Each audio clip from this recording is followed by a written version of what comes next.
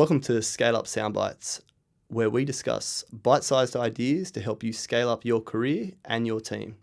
I'm Sam Elderfield, one of the co-founders of ScaleUp Recruitment, your host. And today I'm talking to Dr. Kaushik. Kaushik is a well-respected neuroscientist, TEDx speaker, and published author on topics about the brain and body. His life work has been dedicated to helping people better manage stress and anxiety, obtain states of flow by developing a better relationship between your heart, nervous system, brain and body. He's also managed software development teams on projects and is a very good friend of mine. Today we're going to talk about how software developers can better manage stress and hack flow. Kaushik, welcome to the show. Absolute pleasure, Sam. Wonderful to be here. How does stress impact your body and mind? That's a beautiful question because often there's quite a bit of misconception around stress. Some people believe stress to be toxic in the nervous system. Stress by itself is not toxic. Cortisol production is natural. We are designed to enter stressful states. But what happens is often in stressful environments, if we don't know how to regulate our body, then stress becomes chronic, and chronic stress is bad for the body. So it is the accumulation of cortisol, but also dysregulation of the nervous system. You might have abrupt sleeping patterns or irregular sleeping patterns. You might have digestive problems, autoimmune conditions. A lot of this is linked to stress. I'm not going to say stress causes any of these things because there's a large number of factors that cause symptoms. And often people do commit the scientific sin of saying stress causes all these conditions. No, it is correlated with a lot of these ailments. But at the same time, if you do know how to regulate stress, stress can be very beneficial. And we know it in when we exercising, for example, stress-induced muscle growth that is beneficial. When we are developing greater capacity for emotional management, stress is useful. Emotional stress is useful. So there's so many ways that stress can be beneficial. Yet, if we don't know how to regulate our internal state, then it can become chronic.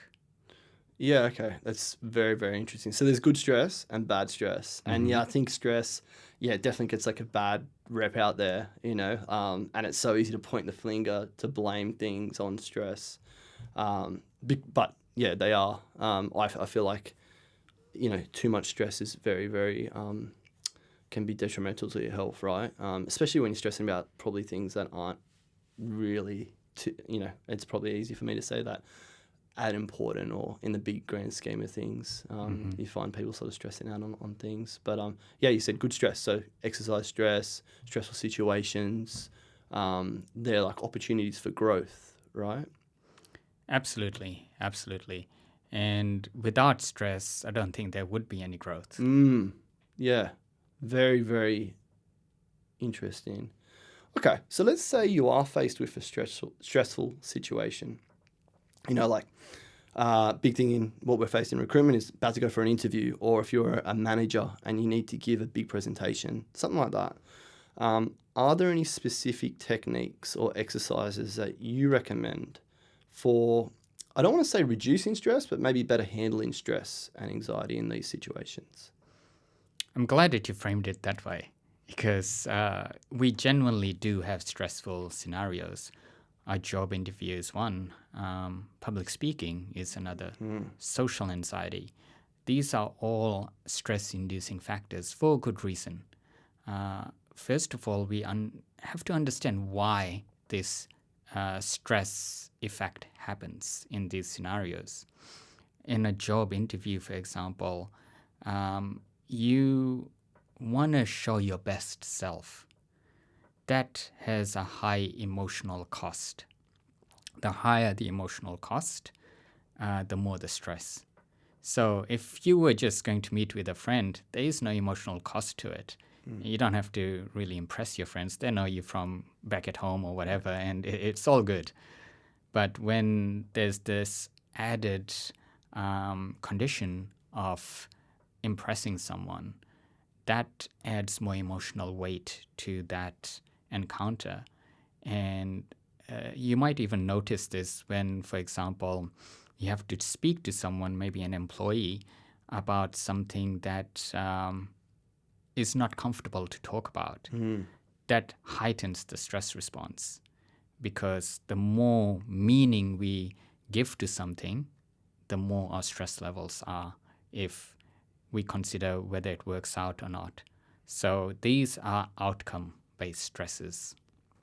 So in these scenarios, first of all, having the recognition that this is what is happening, it's a threat to my emotional state, it's a threat to my vulnerability, it's a threat to my identity, because I will be asked questions that requires me to prove myself, therefore prove my identity, prove who I am.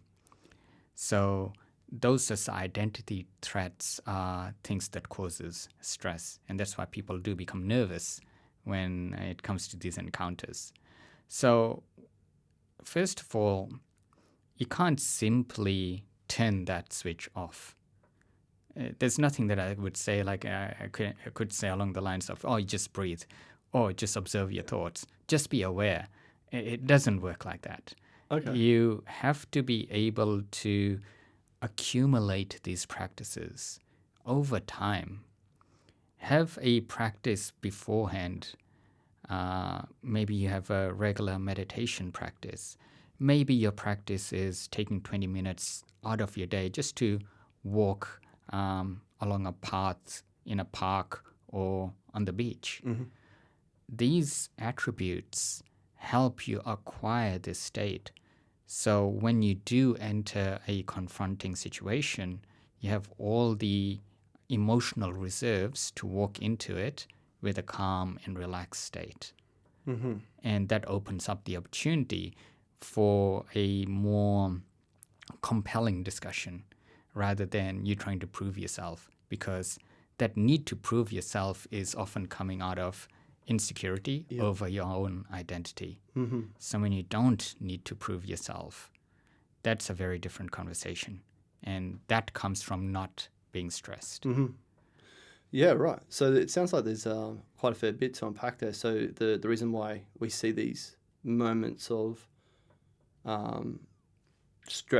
we see these moments of importance as stressful is potentially there may be what we deem as like a threat to our identity or our own personal belief systems as well. And there's no magic pill for that, because these things are going to happen. If we want to succeed and grow, these things are going to get challenged. People want to know and understand these things. So it's realizing that we're seeing that as a threat. That's why we deem it as stressful.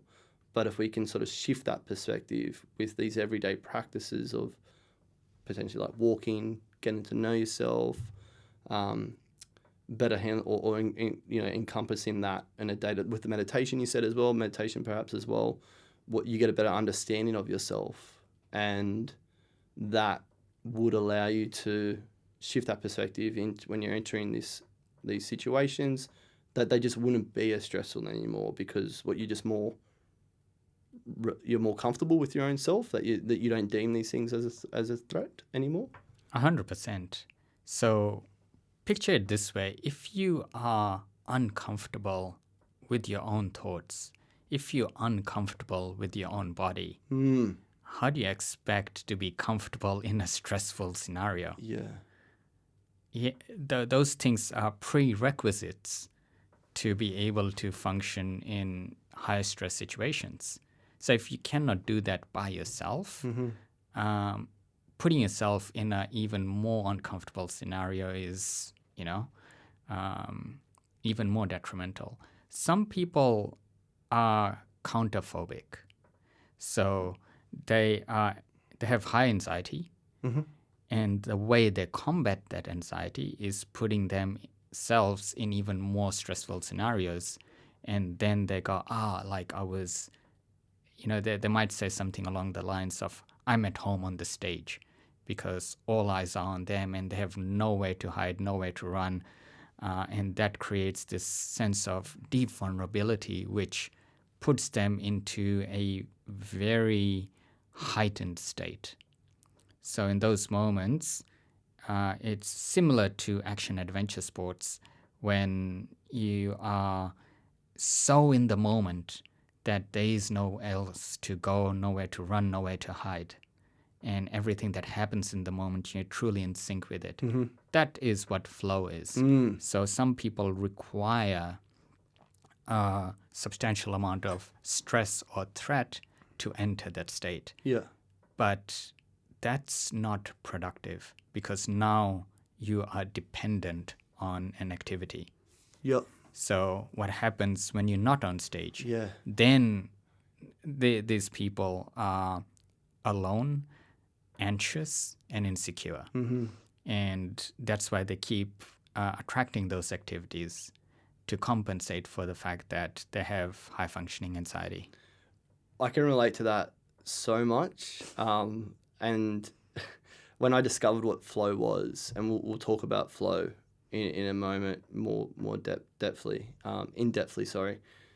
But when I discovered what flow was, it was like a light bulb switched on for me that I'd be chasing that feeling my whole life. I'm one of those adventure sport junkies, and I didn't realize why it was, but there was a few sort of like anxiety issues in myself that I had to sort of deal with. And I think what, I projected to the outside world was, a highly extroverted individual that loved these moments. I love debating. I love getting up on stage. I love doing it because that kind of led me to forget about all the other sort of issues that were going on in my life. And I love skateboarding. I love surfing so much. And, everything else, anything that I could do to get that heart pumping,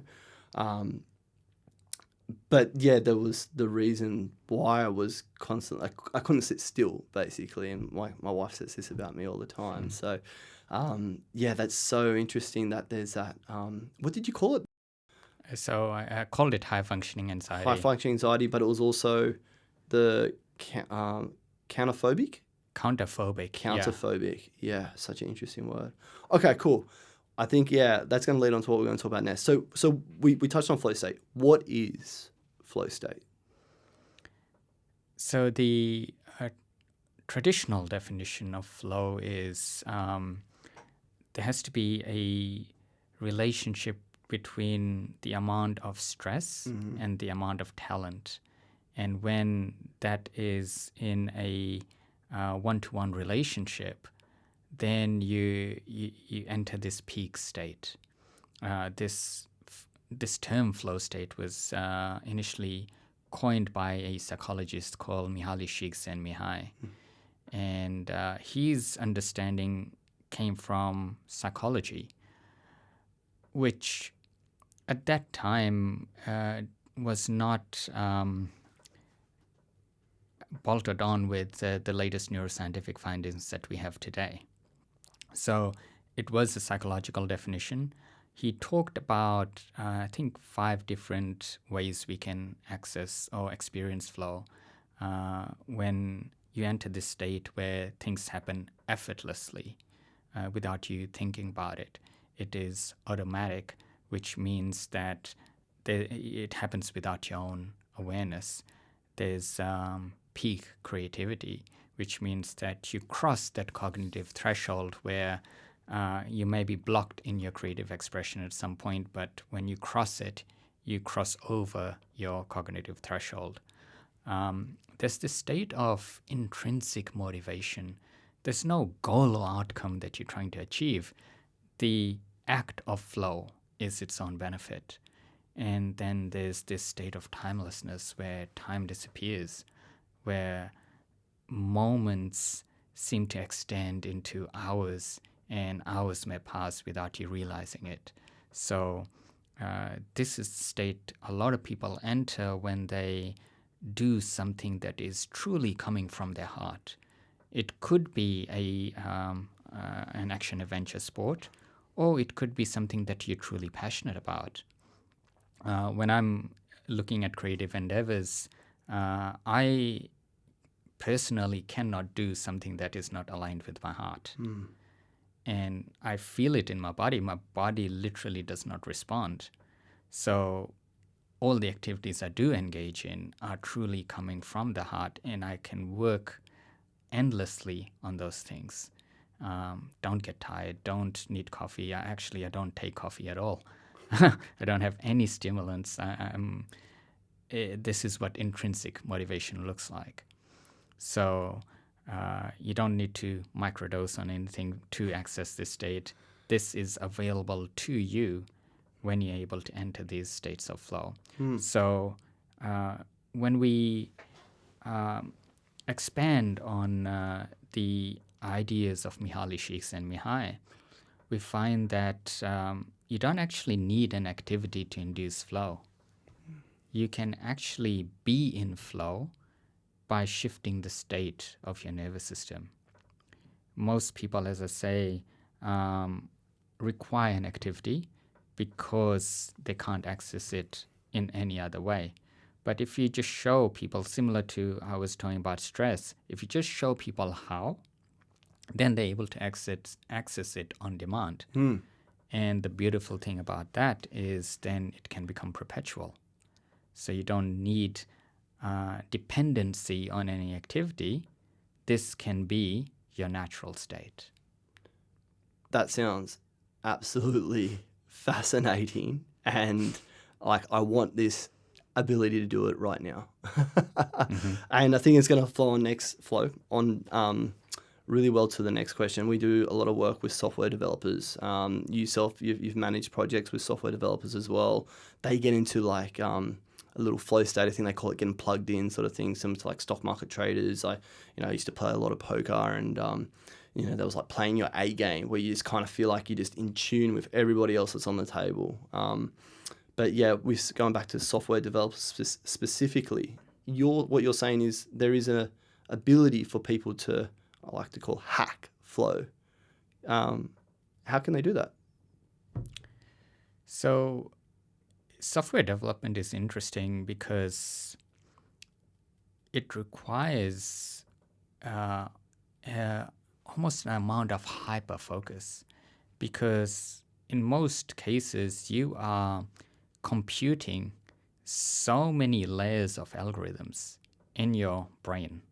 So you might see a piece of code and it's layered with code from other platforms, and there's a lot of mathematical, logical processing happening. And if you think about what's happening to your working memory, just to first of all define working memory, it is the amount of information that you can hold in your mind in real time. So if I gave you 3 names like Tom, Jen, and Barry, you'd be able to recall that. But if I gave you their phone numbers, that would be memory overload. No chance, yeah. So this is the capacity of the working memory. Of course, if you can practice this and then you can remember numbers, but often people who do that memory recall type of activities, they've trained that, and they have sophisticated ways of patterning. So they're not remembering the numbers per se, they're using some form of pattern recognition to recall. So that is working memory. When you're doing software development, there is a lot that you're holding in your working memory. And so that can lead to working memory overload. And that eventually leads to burnout if it becomes chronic. So in those cases, when I used to do programming, for example, I had 14 screens. Wow. And I had, back then, we didn't have cloud computing. So we had clusters of computers linked to servers that was local. And I had probably like 36 to 40 computers working in any given moment. And that's why I need 14 screens to monitor them. And how I did it was I didn't care what was happening on any other screen other than the one that I'm looking at right now. So I'd work on that. Everything else becomes hyper-focused. Yeah. And then when I change my attention to another screen, I'm hyper-focused on that. So people think it's multitasking, but it's actually the opposite of multitasking, because the more activities you have running at the same time, your memory starts to overload. But if you focus on one thing at a time, then you don't pay that multitasking tax of a previous activity floating into your current activity. So hope this makes sense, because it is how I was able to spend months and months coding but not be exhausted or fatigued by it. Mm-hmm. So if you are a software developer, you're getting started for your day, you want to get into that state, one of the things you can do is realize that you're going to focus on one thing at a time. Absolutely. Yep. Which in itself sounds easy to do, but when there's lots of things to do and emails floating around and people trying to get your attention, that can be quite tricky to manage.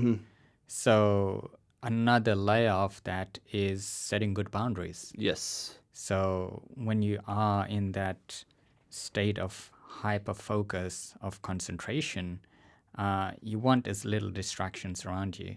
You might switch on focus mode on your phone, or you might just isolate yourself from people, where instead of working in an office, you might be working somewhere else where people can't get in touch with you. Yep. And those things add to that focus ability. Yep. So working from home, if you can have that unique setup where you are away from those distractions, could be a good thing for getting into these flow states. If you've got clear instruction and guidance as to what you're going to do, you can, instead of, I think, like in the open office environment, we used to always see developers putting on their headphones, that was like a clear indication of go away, I'm busy, I'm doing something sort of thing. And I think that term going dark gets thrown around, where you're turning off your Slack chat. You're going red on your Slack chat, not turning off, but going red on your Slack chat, or your Teams, making you unavailable, turning your phone on to the do not disturb, and just really giving yourself the time to focus on the task at hand. Yeah, absolutely. And addition to that is doing the complete opposite. Right, okay. So you can only maintain hyper-focus for so long. Yeah, okay. The reason, perhaps for me, I'm able to work, say, 12, 14, 18 hours, like without breaks other than, eating and, going to the bathroom and things like that. But I wouldn't be able to do that if I didn't have extended periods of time not doing anything, which is perhaps even harder to do for people to think that, what productivity benefits does not doing anything do? For many, it seems counterproductive. But because I have extended periods of time of not doing anything, I'm able to focus so much more when I'm doing something. Yeah, sure. So rest. Absolutely. Sleeping, meditation. Yeah, so sleep is huge. I monitor my sleep, and using biometric devices, depending on my sleep levels, I know each day what my activity levels are going to be. Taking, as I say, time out from your work to maybe have a social discussion, or read a book, or like anything that takes your mind off what you're doing. That is just as important as doing the actual activity. Yeah, that's fascinating. It makes sense. I want to go back. We're just conscious of the time here and everything, but go back to, you said you monitor your sleep, and that gives you an idea of the amount of, I guess, input you can put into your day. How can technology be used to reduce stress and anxiety, or allow people to get into these flow states, particularly for software developers? Or, this is pretty relevant to anyone, I guess, in your day-to-day. And I think it flows on nicely to the project that you're working on at the moment. Yeah, absolutely. So now we actually have so much wearable tech Yeah. available, and it's even in basic devices like Apple Watches, Fitbits. These all monitor your internal state. Previously, even a decade ago, in order to get a ECG signal, you had to go to a hospital. Now you can get clinical grade ECG or near clinical grade What's ECG for the people? electrocardiogram, which is basically Right. a way of measuring your heart rate. Okay. All Yeah. right. Fair enough. Yes. I do get like sometimes I use these jargons forgetting the Yeah. audience, but so when you monitor your heart rate, um, that is a very simple way of knowing what your internal state is. Um, Activities change your internal state. You may work out in the morning and your baseline heart rate is lower that day. You might not sleep properly one night and you realize your heart rate is accelerated the next day. You might take coffee and you might be in an environment where it requires you to be empathetic and you're unable to do so because your mind is just full of ideas and unable to concentrate on what someone else might be saying. Yeah.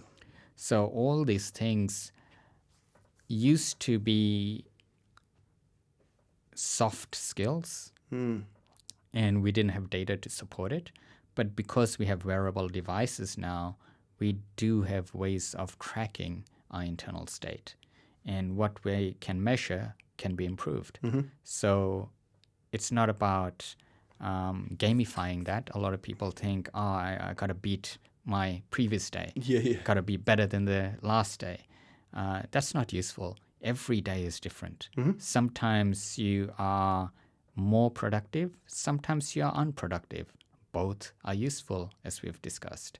So it's more important to track these changes at a trend level and see how these fluctuations are happening, say, over a period of a month, over 3 months, 6 months, and know that, okay, I'm in optimal health, rather than trying to beat your record, which is kind of stressful. Yeah. That in itself is stressful. I think Yeah. like I remember everybody in that whole 10,000 steps thing per day. I think it was or something, or 1,000. I can't remember what it is, but every day it was like when I would hear people talking about it, it's like, oh, I didn't get my steps up. I didn't get my steps up. Like that is already like, I don't know. Like Yeah. it's that in itself can be stressful. It's like, I'm going to beat myself up because I didn't get my steps up for the day. That can't Yeah. be healthy for you to be thinking about it, right? The idea of doing Yeah. the steps is healthy, but beating yourself up Exactly. about not achieving that it can be a bit detrimental. I know you spend a lot of time of your work around nervous systems. So how do the different nervous systems affect our ability to be productive, relaxed, and overcome stressful situations? In fact, the nervous system is binary. There's the sympathetic state, which we all know as fight or flight, and the parasympathetic state, which is rest and restorative. Sometimes we call it rest and digest. And neither of this state is better than the other. Some people say, you should stay more in the parasympathetic state. And in meditation practices, especially Buddhism or Stoicism, they want to have this state of equanimity, which I think is the worst thing you can do. So it's not about being fixed in a state. It's about the ability to transition between states and how seamlessly you can do that. Because if someone, for example, makes you really angry right now and you focus on equanimity, trying to maintain your peace, maybe that moment doesn't require you to be peaceful. Maybe it requires you to stand up and say something. Maybe saying something means you are you're setting boundaries. You're more protective over how people treat you and how people respect you. So it's not always about stoicism or equanimity or remaining in this calm, relaxed, peaceful state. No, you want to be able to go into a heightened state, which is fight or flight, and experience whatever emotion there is, and then come back to a baseline, relaxed state just as quickly. Mm. And this is what I was talking about with the stress response. People who don't know how to do that accumulate chronic stress. And people who do know how to manage have the freedom to actually live, express, and feel the aliveness of every emotion, which is part of being human. Yeah. If you're experiencing, say, positive psychology and denying all the negative aspects, that's only half the human experience. So it's not really about positive psychology. It's not about positive emotions. It's about the ability to experience your full emotional range, which then means knowing what to do when you perhaps are experiencing grief.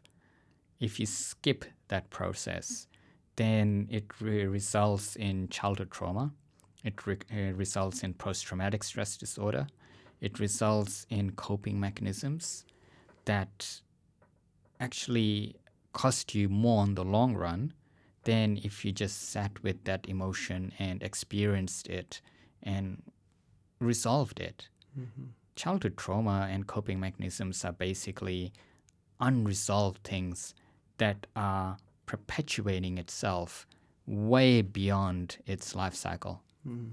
So something that happened a long time ago, you're experiencing or re-experiencing it in moments that has nothing to do with what you experienced in the past. So that's why it's important to have this full spectrum of emotion and go between those two states of fight or flight and parasympathetic.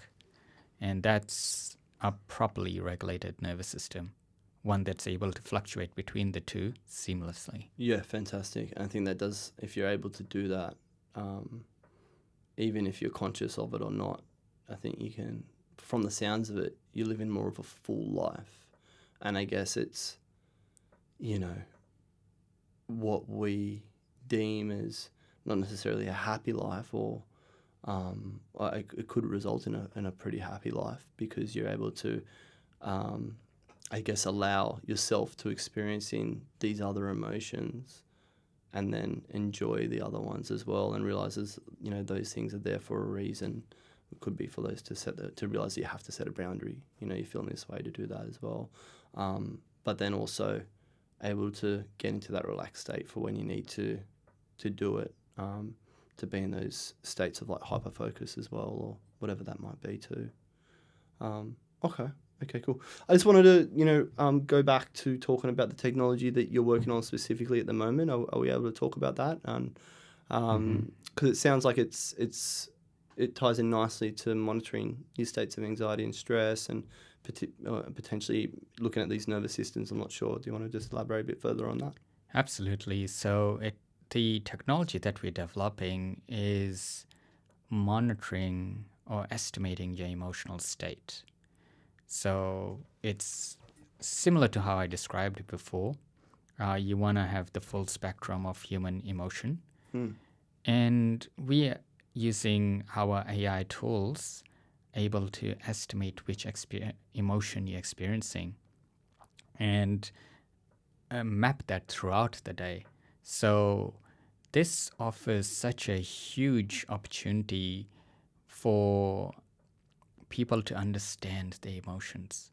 For example, a kid who is feeling extremely rageful for, maybe the circumstances, maybe they're being bullied, and they're extremely hurt, and that then leads to resentment, which then leads to rage. How does the kid express that?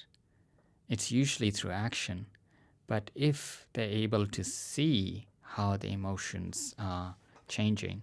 Maybe when they're at home and the parents are trying to understand what's going on, the kid might not be able to verbalize that, but say, look, mom, like this has been my emotional fluctuation. And the mom goes, oh, wow, like you went through phases of guilt and hurt. And, like it offers so much more depth and precision to kids these days. They don't understand emotions, so they find the closest emoji that approximates how they feel, and they send that. Yeah. They can't even conceptualize or verbalize what they feel.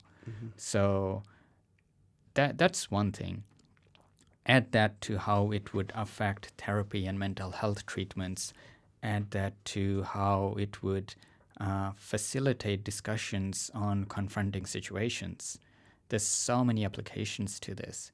So this is the technology that we're building, and I'm extremely excited to when it actually goes live. Yeah, it sounds like a fascinating bit of technology. What's it called? Are you able to tell us what it's called?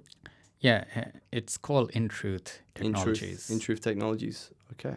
All right, we'll be on the lookout for that. Mm-hmm.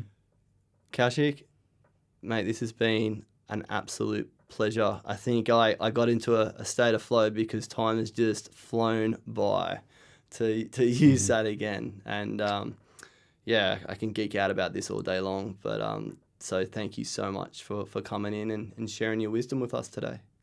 Absolute pleasure, Sam. It's been incredible to just share this with you. Yeah. Where can people connect with you? I think you've got your own website and YouTube channel going on. Do you want to tell the people who are listening today? Yeah, so the easiest way is just Google search. My name is Dr. Kaushik Ram. Kaushik is spelled Kaushik. Ram is spelled Ram. And if you just do a Google search, it'll just guide you to the, whatever you wish to search. Like if it's my book, which is called Hidden World, there's my YouTube channel, there's my website, which has online courses. I guess the entry-level one is Train Your Nervous System, which shows you how to connect with the body, with the nervous system, and heightens that brain-body connection, and it instills the state that we have been talking about. So those are a few resources that you can use. And my YouTube channel offers all this information for free. Yeah, fantastic. Fascinating stuff, brother. All right. Mm-hmm. All right, thanks again for coming in today. Yeah, thank you, Sam.